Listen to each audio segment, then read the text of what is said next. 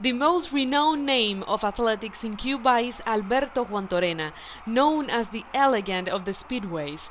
He's a double Olympic champion and winner in several international events.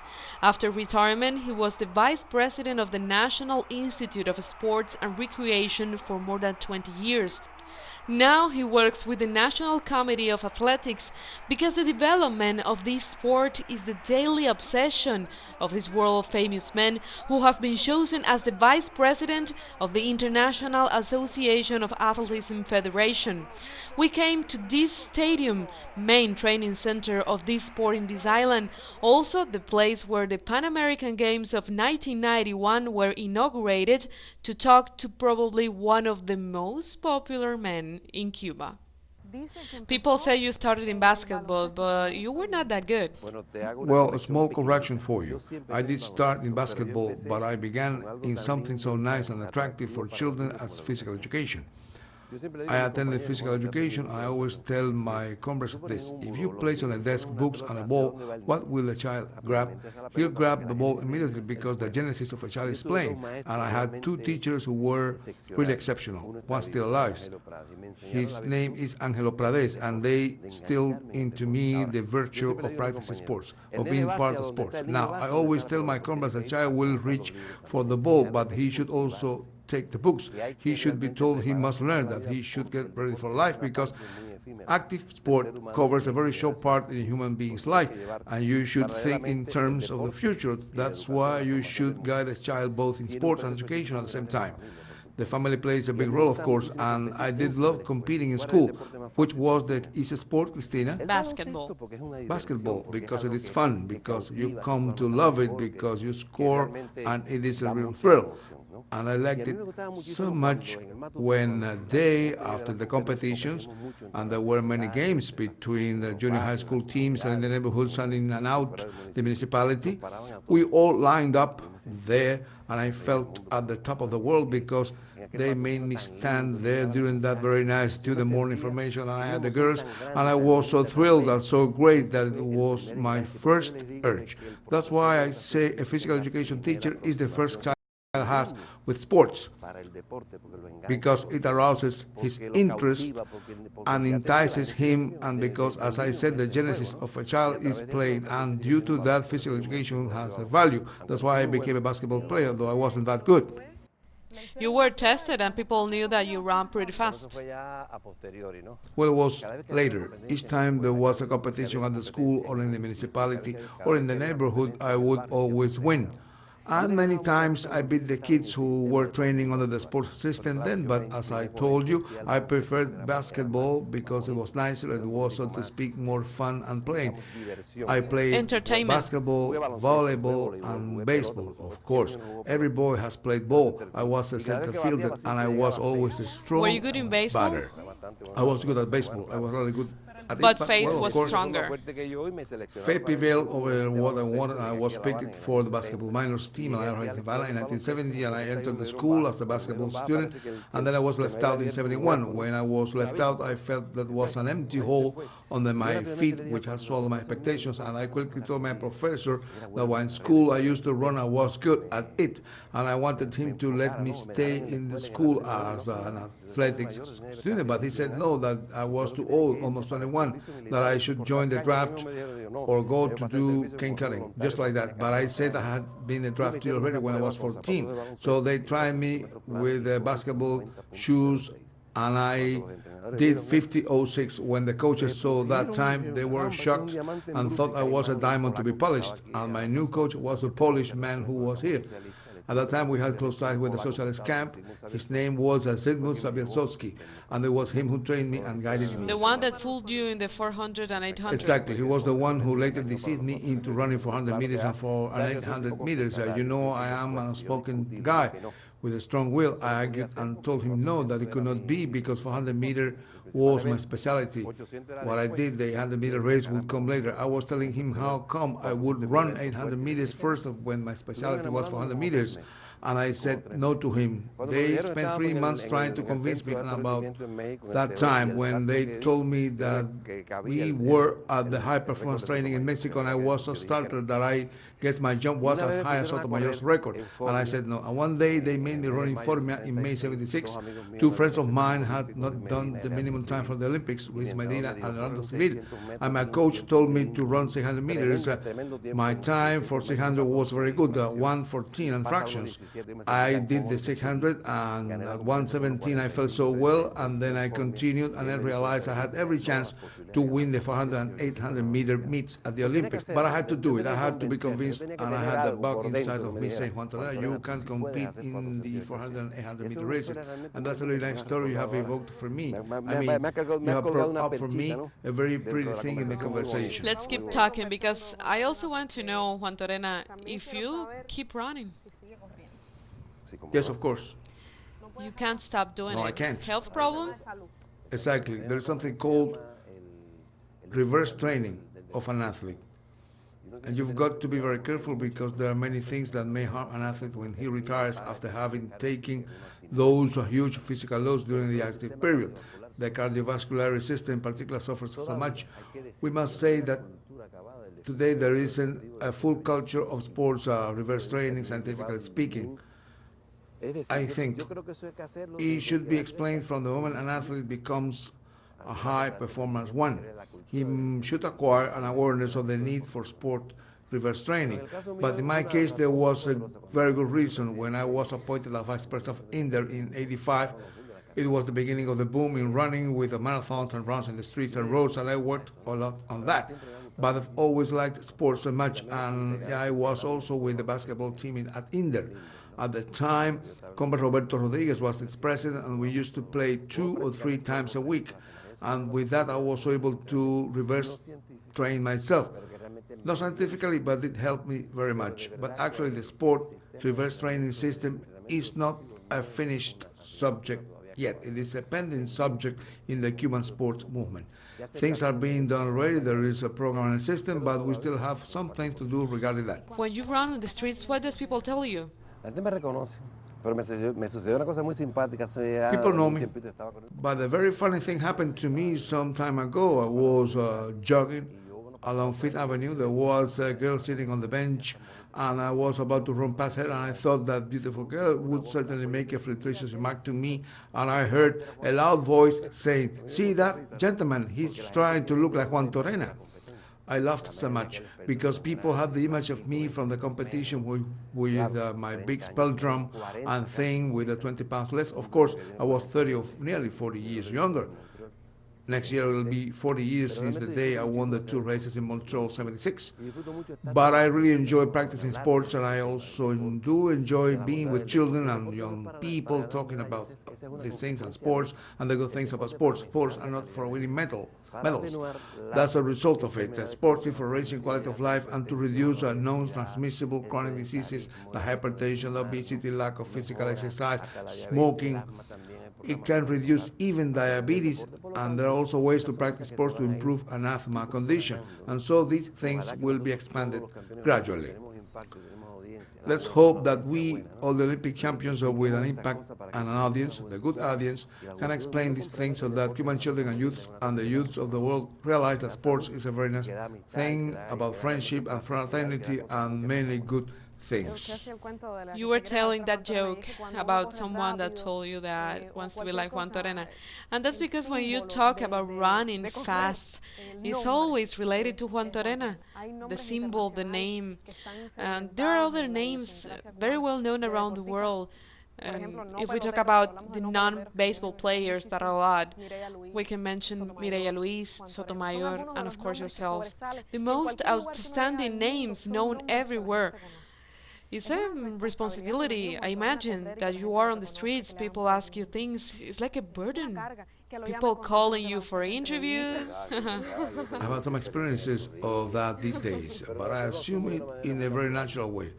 I am a very outspoken person. If I have a view, I'll certainly give it to you for sure. Look into your eyes in a very direct manner. But the impact an athlete has in Cuba is something I see as follows. People treasure athletes as if they belong to them, as persons they have begotten. You belong to Cuban society. You are the result of what the revolution has been able to do in the field of sports. That's such a beautiful thing. People in the streets have told me, hey, you owe me something. How come I owe you something? Yes, the day you ran, my wife jumped and smashed my rocking chair. Come and have some coffee with me. That's so nice, right? Or they tell me I'm the elegant runner. Because besides, I want to tell you about a very curious thing. If I rhyme beautifully, Hector Rodriguez was such a great commentator. There goes Juantorena, there he goes, he's running with his heart, and he nearly lost his voice. And that stayed in the hearts of the people. It is one of the things you treasure dearly. This is the last 100 yards. There goes Juantorena. He's coming first. Well, Hart is coming second. Juantorena is racing with long strides. The world record is on your screen. So Juantorena is reaching the finish line, running with his heart. With his heart, he's ending first, and he has won the race. The gold goes to Juantorena of Cuba. These are very nice people, people with many values and many things, and they should be treated very carefully. Even if you are in a bad mood or feeling in a way, even if they call you so many times and you may feel really upset, but when it comes to interact with people, they will realize that normal reactions in human beings. And there is nothing aggressive or offensive, just the opposite. We become friends and work together and coordinate and interview, and it goes well, and we convey a good message for youths and children. What's my invariable message to athletes? I always tell them, compete. You must be dedicated, you must feel the passion, you must be consistent and disciplined. And not only in the grounds, but outside of it. Because if you are living a life which is not good socially speaking, if you drink too much and party too much and don't sleep well and indulge in many excesses, you may do away with your training in the grounds. So that's the culture you must teach youth. And they should also love their rack. By the rack I mean the shirt, that of the school or neighborhood, the nation or the country. That's the greatest thing you can do, right? Seeing your beautiful flag hoisted, as I cried in '76, because I competed on July 25th. Don't forget that. I dedicated my medals to the anniversary of the assaults of Moncada and Carlos Juan Céspedes garrisons, because those who participated in them gave me the chance, thanks to this great revolution, which, as Fidel put it, was the right of the people to jump on that wagon and share the good things that the revolution gave us and become a true Olympic time champion.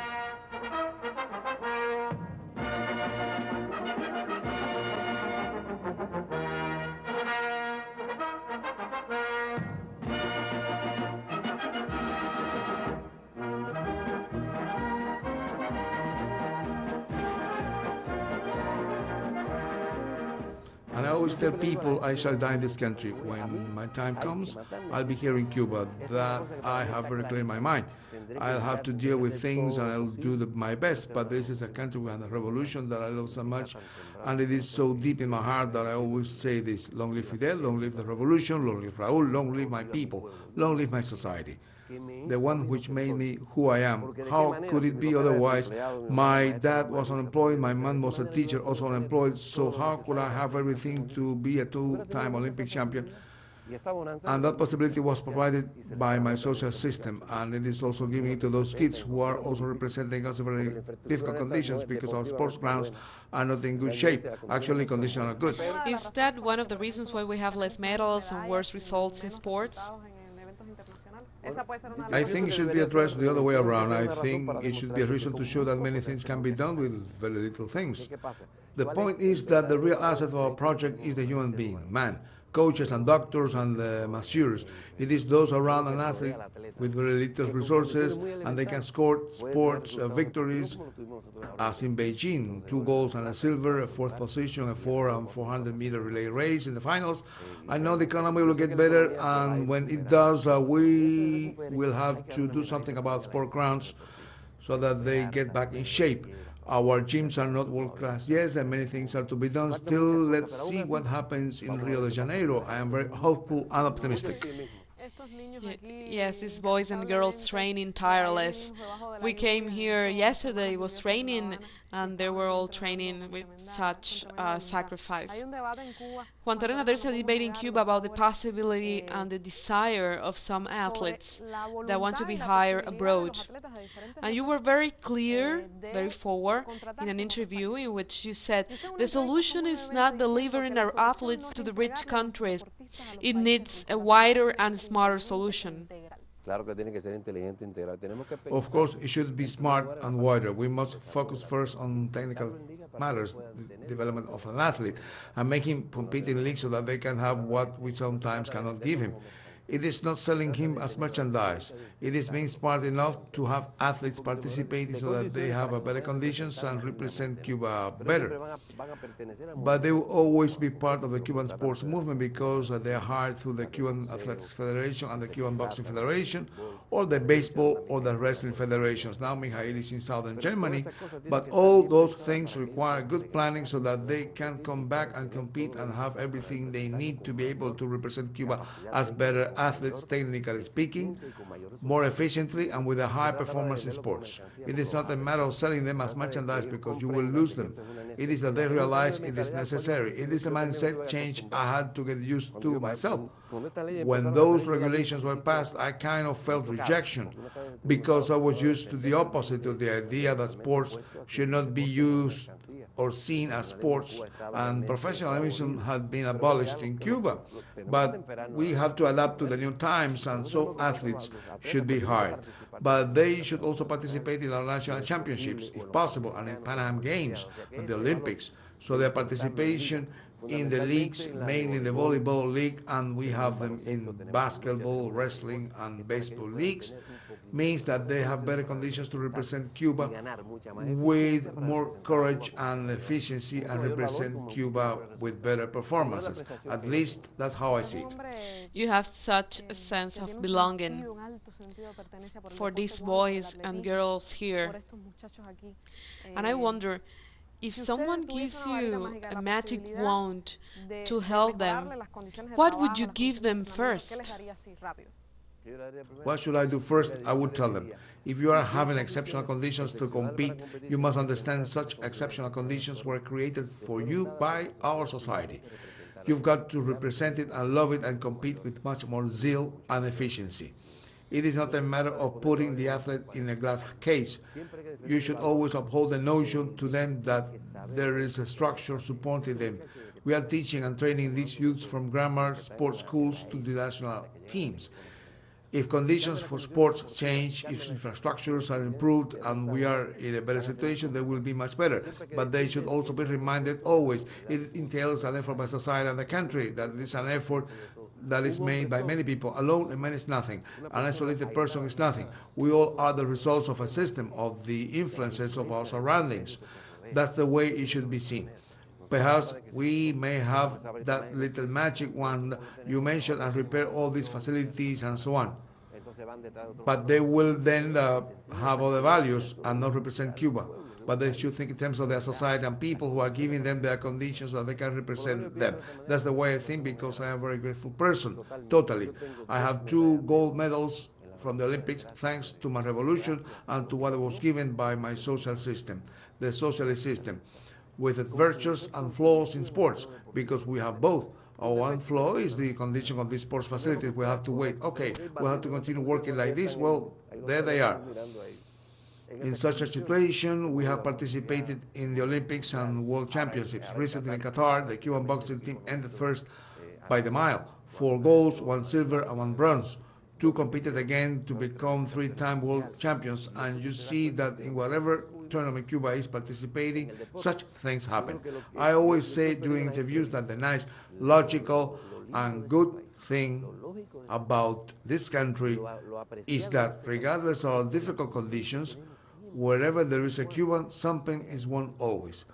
That's a good thing resulting from an effort, a medal, an urge to win.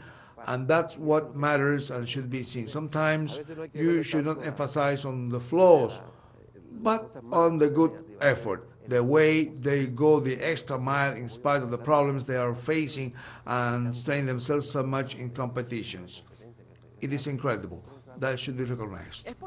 Is it possible in a challenging economic situation that we have, and that in a way we will always have it? Is it possible to develop sports? Is it sustainable? Yo pienso que sí. I think yes. If the economy improves, sports should improve too in a general sense. In the case of sports medicine, state-of-the-art technologies, our gyms, sports infrastructures, and the physical aspects of sports infrastructures that will fully benefit the Cuban sports movement. I think yes. I hope that when the economy recovers, resources are appropriated for sports and sports facilities. And in some cases, you don't have to wait for such a bonanza, as giving all sports implements at lower levels won't take big expenses. You may have physical education, but you also need balls and many other things you need for physical education classes and the practice of sports at lower levels. Otherwise, it will be difficult, not impossible, but we do have it. It is contradictory. We have the school games and the youths, and they go and compete and win. Besides the National Committee of Athletics, you were recently selected as the vice president of the IAAF. Great responsibility, right? Quite a responsibility. Actually, I was really surprised because there were many people with a name who had very good chances to be elected as IAAF vice president. During my first meeting with President Sebastian Coe, I said that we want to make sports universal, and we are getting back to my early point. Physical education and track and field should be in schools. We have to invest in children and youths, who are the real assets of a project. There's where the true culture of any country is. It includes doctors, engineers, the President of the Republic, police officers, everybody. It is a social kaleidoscope. The family has a role to play. I was telling the Lord, we would have to invest on this and approach governments so that athletics turns universal, and for that it should be prioritized by sports institutions regardless their names, which change from one country to another. The family should also play a big role. We've got to work here in Latin America. That would be my request, working in the Latin American region in my capacity as vice president for this hemisphere. In that way, we would promote track and field. Cuba is in a position to cooperate so much. We have many coaches. Actually, we are entertaining such a project. So there are things to be done differently, and I believe there is a willingness on the part of the president and the IAAF to develop athletics and make it universal. We have to create competition circuits. I said our leading athletes should compete in our tournaments. Where do the leading figures always go to compete? Usain Bolt and others, they always go to Europe to compete, but they should be here first so that there's encouragement. Do you dream about a League of the Caribbean? Of the Caribbean, of course, are working very hard with Victor Lopez. There'll be a meeting soon in Haiti about the Caribbean circuit. Sponsors should be involved also. They're the ones that give the money, but with no stars, there are no sponsors. If you want to wear the Puma emblem, you need stars and champions. Puma will not sponsor an unknown person. I think it has a good and a flip side, because it should be for everybody, but sponsors go where champions are, and we should act accordingly and avail ourselves of that. I'll tell you about the very special thing. If you compare the Cuban population and see the gold medals won by Cuba, we are ranking second only behind the Bahamas, which has 150,000 people. Cuba has 11 million.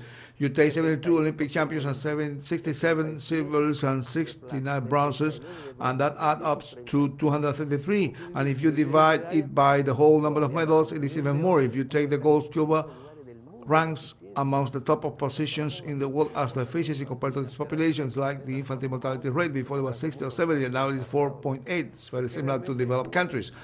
Actually, Cuba has excelled in the world sports. We are so reactive in spite of all the problems. We are always present because we Cubans go the extra mile and get inspired. When it comes to a competition, we do things with our hearts and all we've got. Now that you mention him, what do you think about Usain Bolt? He's phenomenal. Once there was a meet and somebody who had ended second, I won't say his name because I don't like quoting people like that, yelled, "I'm number one." He raised his arm and shouted, "I am number one." Everybody looked at him in amazement. Why? He was asked. I am number one because this one belongs to another galaxy. He's an ET. He's extraterrestrial. Because Usain Bolt's results are really incredible. He wins with such much ease, and he does like this, and he stops the clocks like that, and he enjoys the race for the last 20 years. And to me, the value of that is unmeasurable. I know that you are involved in the problems, trying to solve them. You helped set up this speedway. You're always trying to find solutions and alternatives for the harsh conditions of the Cuban sports system because of the situation of the economy. It seems that you have the same enthusiasm of the 400 and 800 meter runner. Or twice as much, because now I have a greater commitment. I am not Juantorena, but the team. It is a structure.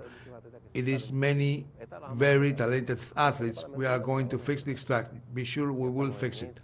We're already working on it, talking to Mondo and trying that they bring the people here and looking for alternatives. Besides, it is easy to repair. It is not like making a new track. We'll fix lane 1 and the runways. Let me explain that the runways are the lanes along which an athlete runs before jumping vertically or horizontally. The vertical jumps are the vault and high jump. The horizontal ones are the long and triple jumps. Our best athletes are of these modalities. Javelin also. This is practically the only track in the country. As you can see, it is used by everybody, disabled persons, minors and majors. And this track has been deteriorating since 2008 because of overuse, as it is the only one we have. And we have to fix it. We will fix it. We've made our decision to repair it no matter what, and we will do it. It will take work and effort and sacrifices and a lot of dedication. Sometimes we'll have to deal with things which are not precisely nice, like barriers and things which happen in life. Sometimes it is lack of understanding. It doesn't matter to me. I'll go on. With the same enthusiasm and the heart of 76, we shall fix this track here. Because it hurts me, and my athletes should have the best possible conditions to train themselves for Rio de Janeiro. And that is what makes me go on. You have to strive and do things. Also, I have to work team of very committed people who are helping me and understand me. Sometimes they tell me I'm a little bit rash. They criticize me for that I go too fast and run too fast. Well, that's me. It's coherent with you. That's me. That's the way I am. Perhaps that's why I became an Olympic champion, because at times I am effusive and aggressive. In June 2012, the historical leader of the revolution mentioned you in one of his articles. You are a leader of opinion on Cuba on this field of sports. But I want to know about Juantorena. What do you want to do? I want to be useful and productive, and to make a contribution to my country and help my country in the field of sports, be it athletics or any sports I am. The only thing I want, if I have some influence or impact on or some audience among children and young people, is to tell them what is the best thing they can do in sports. The first thing is to respect and love their country very much, and their people, and their teachers and coaches, and be better, and always have that vision that they can do something to improve their environment and all the things around them. And that's what makes me feel good about these issues, you know.